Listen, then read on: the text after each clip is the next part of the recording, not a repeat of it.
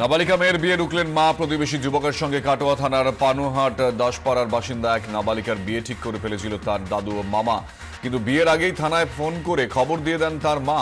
কাটোয়ার চাইল্ড লাইনের হাতে তুলে দেওয়া হয় নাবালিকাকে। ফের প্রেমে প্রত্যাখ্যাত হয়ে প্রেমিকাকে খুনের অভিযোগ। এবার আলিপুর দুয়ারের কামাখ্যাগুড়িতে অভিযোগ, প্রেমে প্রত্যাখ্যাত হয়ে কিশোরীকে কুপিয়ে খুন করার পর বিষকে আত্মঘাতী হওয়ার চেষ্টা করে অভিযুক্ত যুবক। আসানসোলের জেলা গ্রন্থাগার নির্বাচন ঘিরে উত্তেজনা। সিপিএম তৃণমূল সংঘর্ষে আহত বেশ কয়েকজন। আহত হয়ে হাসপাতালে ভর্তি সিপিএম নেতা ওয়াসিমুল হক। নির্বাচনে পরাজয়ের ভয় হামলা তৃণমূলের, অভিযোগ সিপিএম এর। তবে শেষ পর্যন্ত নিরঙ্কুশ সংখ্যাগরিষ্ঠতা পেয়ে যেতে তৃণমূলই। প্রকাশ্য বাজারে গুলি, গ্রেফতার পঞ্চায়েত সদস্যের স্বামী। অভিযুক্ত 3 তৃণমূল নেতাকে পুলিশ হেফাজতের নির্দেশ ঝাড়গ্রাম আদালতের।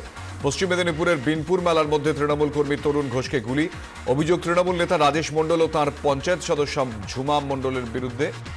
কোনো ক্রমে পালিয়ে রক্ষা তরুণ ঘোষের। আত্মঘাতী বারাসাত থানার কনস্টেবল প্রসেনজিৎ বিশ্বাস। আত্মহত্যার কারণ স্পষ্ট নয়, ঘটনা খতিয়ে দেখছে পুলিশ।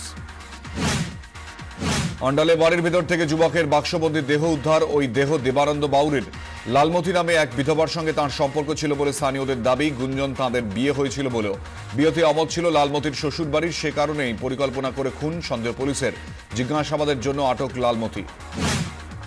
শিলিগুড়ির বিধাননগরে চলন্ত বাসে আগুন, মৃত এক। শিলিগুড়ি থেকে কৃষ্ণনগর যাওয়ার পথে গাড়ির ইঞ্জিনে অগ্নিকাণ্ড। বেসরকারি বাসটি থেকে যাত্রীদের নিরাপদে বের করা হলেও তাঁদের বেশিরভাগ জিনিসই ভস্মীভূত।